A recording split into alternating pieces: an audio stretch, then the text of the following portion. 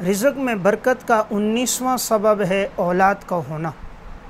कुरान करीम में अल्लाह रब्बुल इज़्ज़त इरशाद फरमाते हैं, वला तक़्तुलू औलादकुम खश्यत इमलाक़ नहनु नरज़ुक़ुहुम व इय्याकुम इन्न क़त्लहुम कान ख़ित्अन कबीरा। अल्लाह ताला फरमाते हैं, तुम अपनी औलाद को फ़क़र के डर से कत्ल न करो, हम उन्हें भी रिज़्क़ देंगे, तुम्हें भी रिज़्क़ देंगे, और यकीनन कत्ल करना एक बहुत बड़ा गुनाह है। तो रिज़्क़ में बरकत का एक सबब औलाद है। यहाँ अल्लाह ताला ने फरमाया नहनु नरज़ुक़ुहुम, हम उन्हें भी रिज़्क़ देंगे और तुम्हें भी देंगे। इसमें इशारा इस तरफ है, औलाद की वजह से अल्लाह ताला वालिदैन के रिज़्क़ में भी वुसअत ले आता है। इसलिए कभी दिल में ये बात ना आए कि अगर औलाद ज़्यादा होगी तो ये खाएंगे कहाँ से। रिज़्क़ की ज़िम्मेदारी मेरे अल्लाह ने ली है। वमा मिन दाब्बतिन फ़िल अर्ज़ि इल्ला अलल्लाहि रिज़्क़ुहा, ज़मीन पे चलने वाला जो भी चौपाया है उसकी रिज़्क़ की ज़िम्मेदारी मेरे अल्लाह ने ली है। इसलिए इंसान इस बारे में बेफ़िक्र है। दुनिया में देखें, अगर एक आदमी दावत करता है, 10 आदमियों की दावत है तो वो 12 का खाना बनाता है ताकि मेरा खाना कहीं कम ना हो जाए, मेहमान कहीं ज़्यादा ना आ जाए, मेरी रुसवाई ना हो। और अल्लाह अगर किसी को पैदा करेगा तो क्या भला अल्लाह उसके लिए रिज़्क़ का इंतज़ाम नहीं करेगा? इंसान जब मेहमान बुलाता है, इंतज़ाम करता है, अल्लाह रब्बुल इज़्ज़त दुनिया में इंसानों को पैदा करेगा तो भला खालिक कायनात उसके रिज़्क़ का इंतज़ाम नहीं करेगा?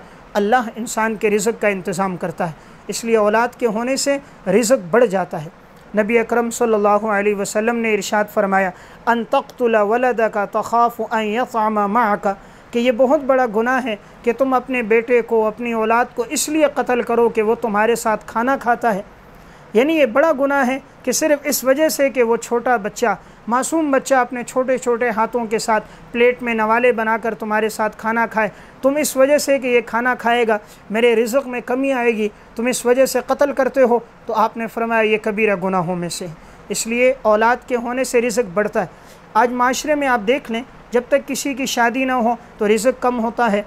निकाह होता है, यकूनु फ़ुक़रा युग़निहिमुल्लाहु मिन फ़ज़्लिही, अल्लाह ताला फरमाता है हम अपने फ़ज़ल से गनी कर देते हैं। निकाह होता है तो अल्लाह ताला उसके रिज़्क़ को बढ़ा देते हैं। और निकाह के बाद जब औलाद होती हैं, बच्चा पैदा होता है, रिज़्क़ बढ़ता जाता है, दूसरा बच्चा आता है, रिज़्क़ और बढ़ता है, तीसरा आता है और बढ़ता है। अल्लाह ताला उसके असबाब पैदा फरमाता रहता है। इसलिए औलाद के होने से रिज़्क़ कम नहीं होगा, औलाद के होने से रिज़्क़ बढ़ता जाएगा। मुशरिकीन मक्का औलाद को 2 वजह से कत्ल करते थे। बच्चियों को कत्ल करते थे आर की वजह से कि हमारी बेटी किसी के निकाह में जाए, किसी के पास जाए, ये तो बड़े हार की बात है, इसलिए कत्ल करते थे। कुरान करीम में अल्लाह रब्बुल इज़्ज़त ने इनके बारे में फ़रमाया कि वइज़ा बुश्शिरा अहदुहुम बिल उन्सा वल्ला वजहुहु मुस्वद्दन व हुवा कज़ीम, अगर इन्हें खुशखबरी दी जाती तुम्हारे घर में बेटी की पैदाइश हुई है तो इनका चेहरा स्याह हो जाता, ये इनकी हालत ऐसी होती गोया कि ये गुस्से को पी रहे हैं। तो बच्चियों को इस वजह से ये लोग कत्ल करते हैं, हार की वजह से। या तवारा मिनल कौमि मिन सूइ मा बुश्शिरा बिही अयुमसिकु अला हुन अम यदुस्सुहु अला तुराब, क्यों इस वजह से बच्चियों को ये लोग कत्ल कर रहे होते थे कि रोक के रखेंगे तो भी हमारे लिए ज़िल्लत होगी, तो या तो उसे कत्ल कर देते, ज़िंदा दरगोर कर देते।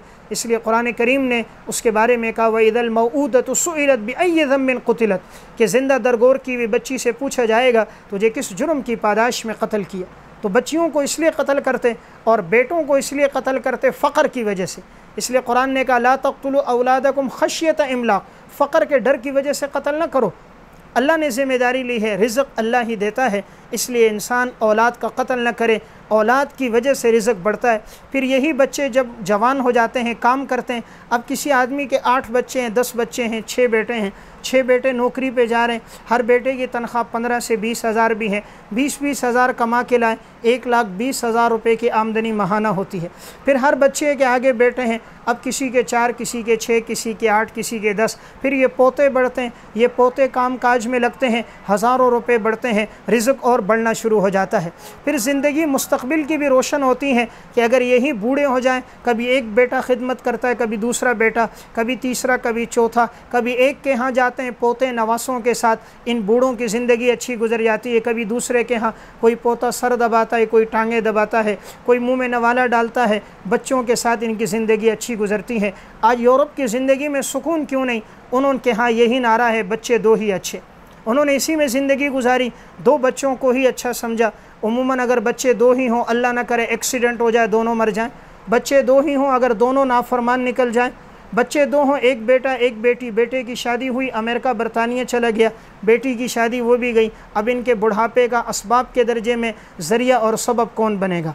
लेकिन औलाद अगर ज़्यादा हो वो ज़रिए माश भी बनता है, यही औलाद फर्माबरदार हो मुस्तक़बिल का सहारा भी बनते हैं, रिज़्क़ में बरकत भी होती है, पोते नवासे नवासियाँ हों, बुढ़ापा अच्छा गुज़रता है, ज़िंदगी में सुकून भी होता है। आप यूरोप में देखें इस वक्त ओल्ड होम की तादाद सबसे ज़्यादा, उन बूढ़े बूढ़ियों को पूछने वाला कोई नहीं, ज़िंदगी का आखिरी वक्त जो खिदमत का वो एड़ियाँ रगड़ते रगड़ते उसमें मर जाते हैं। न कभी औलाद पूछने आई, बेटे पोते तो है कोई नहीं, नवासे नवासियाँ भी पूछते नहीं, हर एक अपनी ज़िंदगी गुजार रहा होता है, वो तन्हाई की ज़िंदगी गुजारते गुजारते मर जाते हैं। अल्हम्दुलिल्लाह हमारे इस्लाम का माशरा, दीन का माशरा, या औलादें जितनी बढ़ती हैं वालिदैन बुढ़ापे को पहुंच जाएं, गोया कि वो उनके पाँव के नीचे अपनी हथेलियां रख कर उनकी खिदमत करते हैं, उन्हें मालूम है यही हमारी जन्नत और जहन्नुम, खिदमत करके अपने लिए जन्नत बना लेते हैं। इसलिए मैंने एक बात अर्ज़ की, रिज़्क़ में बरकत का एक सबब औलाद का होना है। आप सल्लल्लाहु अलैहि वसल्लम ने फरमाया, तज़व्वजुल वदूदल वलूदा फ़इन्नी मुकासिरुम बिकुमुल उमम, तुम लोग शादियाँ करो ऐसी औरतों के साथ जिससे ज़्यादा बच्चे हों, ताकि मैं तुम्हारी कसरत उम्मत पर, उम्मत के बढ़ने पर मैं फ़ख्र करूँगा। आपने कहा उससे निकाह जो मोहब्बत करने वाली हो, जिससे औलादें ज़्यादा हों, ताकि कल क़यामत के दिन मैं फ़ख्र करूँ। तो उम्मत मुहम्मदिया की सफ़ें सबसे ज़्यादा क़यामत के दिन होंगी, बाकी अम्बिया के सफ़ें कम होंगी, इमामुल अम्बिया की उम्मत सबसे ज़्यादा होगी। उम्मत में भी इजाफ़ा, दीन भी बढ़ेगा, दीन की नशर व इशाअत बढ़ेगी और अल्लाह रिज़्क़ में वुसअतें भी अता करेगा।